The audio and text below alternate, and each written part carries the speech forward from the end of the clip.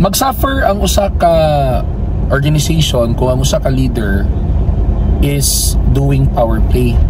Kay kung ang usa ka leader ga power play, di mo gud magmatter sa iya ang bigger picture sa organization. Ang magmatter sa iya siya ang iyang gahom nga magpabilin sa diha sa iyang gahom.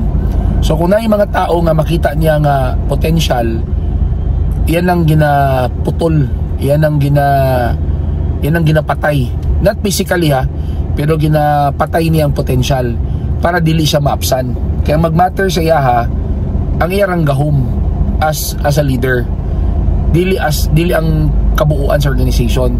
Kaya kung tinuod mo ka nga leader, dili ka dapat ma-threaten kung naay mga tao below you nga mga maayo, because if you are a true leader, malipay kay kung na kay mga maayo nga tao, because makita nimo nga mas mo grow pa ang inyong organization, mudako pa ang inyong organization, daghang pagmaabtan ang inyong organization.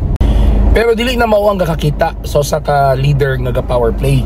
Kay kung makita niya nga nay mga tao below him nga potential, ma-insecure siya, magunaw na siya nga mapulihan na mga kuani, matangtang na mga ako, mapulihan na mga ako. So babantayan na nimo ang usa ka leader nga ga power play, nga matingala ka nga katong mga tawo unta nga potential nga dapat unta i-mentor pa niya, i-coach pa niya, tabangan niya para ma-enhance pa ang potential, dili ginaputol niya. Makita nga gina-assign niya sa kanang task na dili align sa skill sa tao.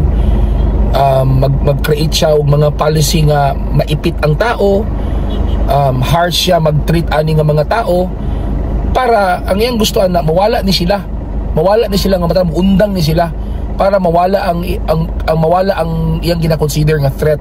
So pag inani nga klase nga leadership, mga kaistorya, kinsa may mag-suffer ang organization. Pero kapag ka ang leader maayo, ay kung ang timaylan magud sa leader nga maayo magud, ang iyang approach magud ana mentoring, mo-mentor na siya. Pag na siya makita nga tao nga potential, iyatong tabangan nga mas mugawas pagid ang potential, ang power ani nga tao, para nga ma-develop to nga tao, mag-improve, and at the same time mo reflect man na didto sa iyang organization mo nang tinuod nga leader. Pero kining leader nga ga power play, wala na siya pakialam unsay may tabo sa organization, basta importante magpabilin sa sayang gahom. So kinsa may mag-suffer ana? Ang organization, ang mga tao, og ang tag-iya sa kumpanya